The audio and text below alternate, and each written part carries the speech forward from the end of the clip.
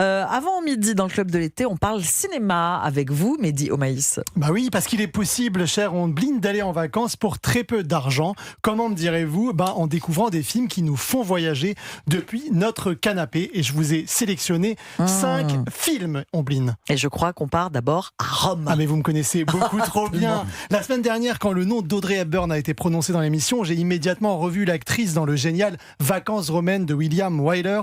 Elle y interprète la princesse Anne qui étouffe dans son carcan protocolaire jusqu'à sa rencontre avec un journaliste roublard et séducteur en quête de scoop. Quand Gregory Peck et Audrey Hepburn sillonnent Rome à bord de leur Vespa ou font une pause glace sur les marches de l'escalier de la Trinité des Monts, c'est le kiff absolu. Parce que dans ce film, La Ville éternelle, elle est indissociable de tout parce qu'elle dévoile tous ses apparats, sa Piazza Venezia, son château Saint-Ange, sa Bocca della Verita. Oui, je suis Romain. Merci. Et c'est une comédie romantique mythique, vraiment.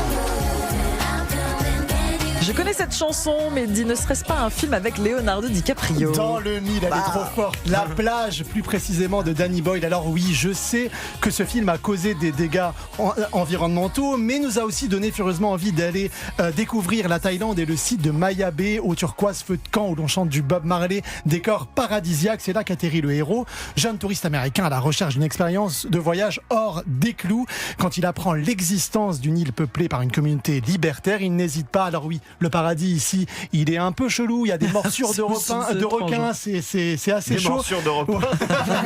Mais le dépaysement est tellement fort qu'à la fin de la projection, on se demande si on a du sable fin entre les orteils.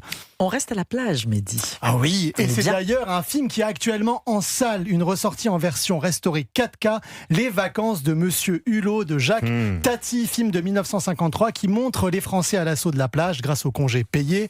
Direction donc une station balnéaire de la côte atlantique où le personnage de Monsieur Hulot va poser ses valises pour mieux observer celles et ceux qui partagent son hôtel. La force de ce film, c'est d'être à la fois critique des habitudes des vacanciers tout en célébrant avec tendresse l'esprit même du farniente et aussi une forme de futilité dans la répétition des choses simples, de quoi donner envie de se détendre. On rejoint quel pays maintenant ? Le Brésil, avec Central do Brasil. Et ça, c'est un film pour lequel je meurs d'amour de Walter Salles, œuvre majeure dans le cœur des Brésiliens, parce qu'elle raconte leur histoire à travers celle d'un petit garçon. Lui, c'est Josué, sa mère vient de se faire renverser par une voiture sous les yeux d'une écrivaine publique. En gros, c'est une femme qui écrit des lettres pour ceux qui sont illettrés.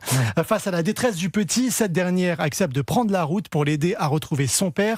Les routes du Brésil défilent sous nos yeux depuis le Sertão dans le nord-est. Et à chaque étape, en fait, ça marque une réconciliation avec le passé du pays. Parce que Central do Brasil, c'est une œuvre qui redit et réaffirme une géographie sociale et territoriale après que les Brésiliens ont été confrontés à une longue dictature militaire. En gros, c'est un voyage de reconnexion à leur identité et qui devient universel pour nous. Ah, cette musique, Mehdi.